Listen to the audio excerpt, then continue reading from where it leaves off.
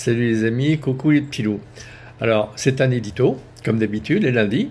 Je vais vous parler aujourd'hui du Black Friday, qui est le 24 novembre. Alors, si vous aviez fait des économies jusqu'à présent, j'allais dire qu'à la limite, vous pouvez vous lâcher si vous souhaitez bien évidemment acheter des petites choses, même des grosses d'ailleurs. Et je vais aussi vous parler du Sony. Alors je vais regarder la référence exacte pour ne pas me tromper. Alors c'est le Sony Alpha 9 Mark III. C'est une bête, c'est clair, c'est une bête.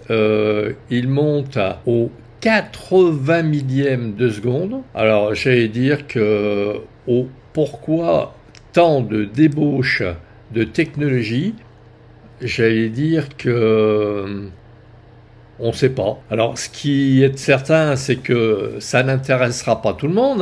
Il fait 7000 balles quand même, la petite bête là, me semble-t-il. Donc, c'est quand même une bestiole avec un chiffre devant et 3 zéros derrière. Donc, c'est pas pour toutes les bourses, soyons clairs. Et puis, j'allais dire que 120 images par seconde, est-ce que c'est réellement utile pour tout le monde ? Alors je dis bien pour tout le monde, parce qu'il y a certains photographes sportifs qui se réjouiront d'avoir une telle bête dans leur escarcelle, mais bon, on va dire que eux déjà ils payent en hors taxe puisqu'ils récupèrent la TVA, donc c'est quand même 20%. 20%, ça commence déjà à faire une belle réduction. Hormis ça, j'allais dire, c'est pas très utile. Déjà, le 16 millième, quand les journalistes se gaussent que c'est super utile et que patin couffin machin bidule. Ouais, écoutez, personnellement, j'ai fait pas mal de tests dans ma vie et à la limite, on aurait le 2 millième sur tous les boîtiers que on n'aurait pas à se plaindre.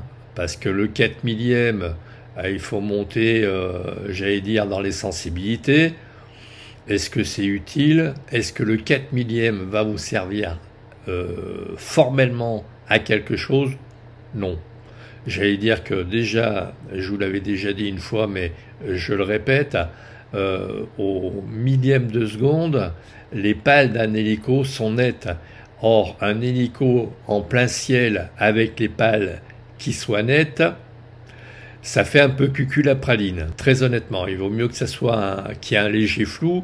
Là, ça donne l'impression effectivement de vitesse et ça donne quelque chose au niveau de la rotation des pales. Sinon, avoir des pales nettes en plein ciel, je vois pas l'intérêt. Autre chose, à la demande d'un des followers là, qui avait eu la gentillesse de répondre, à savoir quelle vidéo pouvait l'intéresser au premier chef.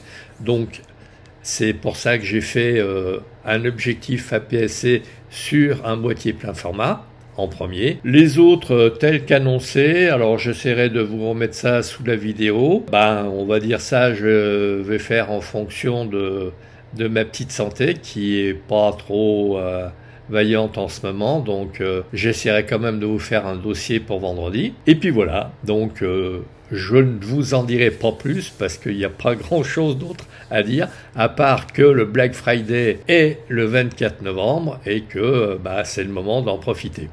Sur ce les amis, comme d'habitude, vous likez, vous partagez, vous vous abonnez, vous faites abonner, vous faites du bruit autour de mes vidéos et puis je vous dis à très vite dans une prochaine vidéo.